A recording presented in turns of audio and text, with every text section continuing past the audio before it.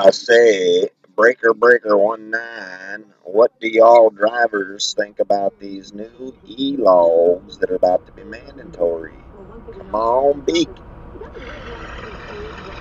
What's going on, everybody? Welcome back to the Extreme Trucker. Make sure you guys check all the links in the description box below. The website has changed. The new website is XtremeTrucker.com. We have moved to that new website.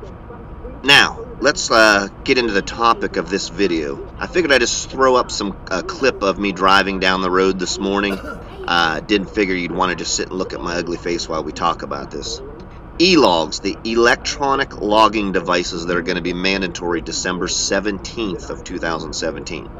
It is a talk of the entire industry. It has been for about a year and a half or so.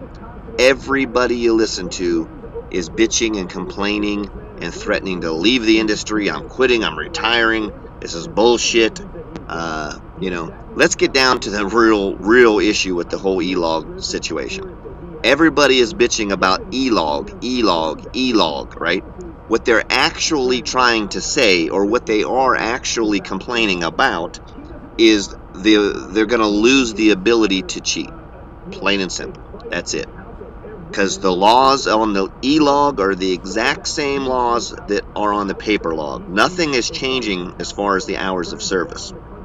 So you complaining about it is saying, hey, this is bullshit. I want the ability to be able to cheat. That's the only thing you're losing with an electronic logbook. You gain quite a bit, but you lose the ability to lie and cheat on your paper logs. That's the only thing changing. That's it. Anybody can argue anything they want, but that is the only thing changing, period. Now, if you want to actually start complaining about the real problem, right, it is the hours of service. More importantly, the 14-hour rule.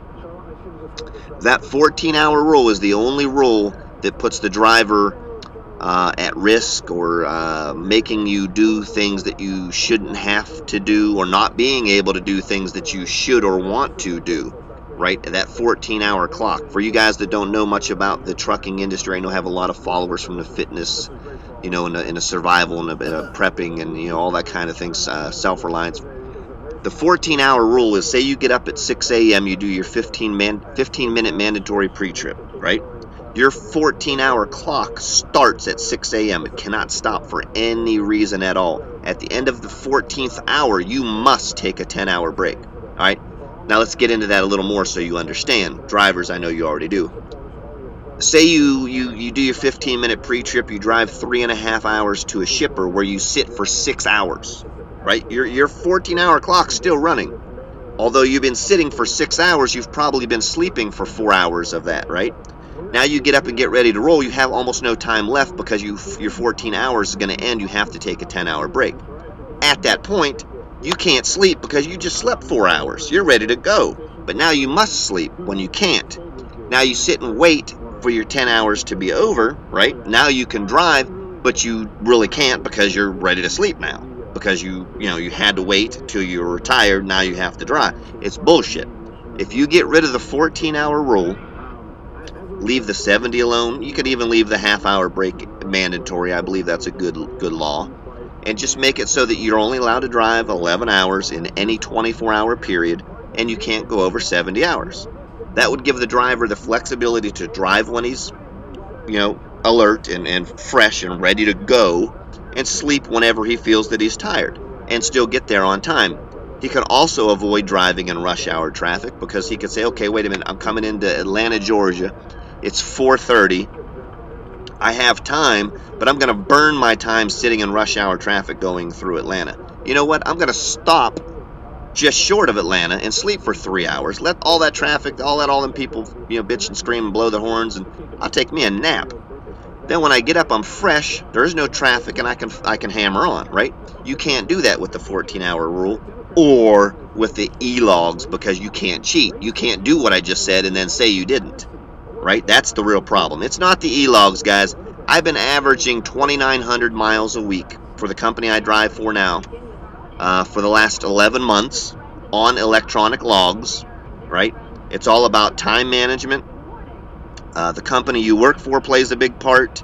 You know, the freight you haul plays a big part, but yes, if we could get rid of the 14-hour rule, our lives would be a much, much greatly improved, right? But quit bitching about E-log. You can't make no money on E-log. I'm quitting. I'm retiring. It's done. I've had enough. It's bullshit. You're not bitching about the E-log drivers. Just admit the fact.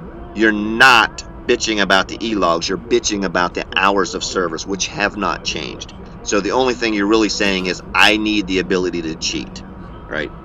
That's why nothing ever changes in the trucking industry, because we spend so much time and money bitching about the things that don't even matter.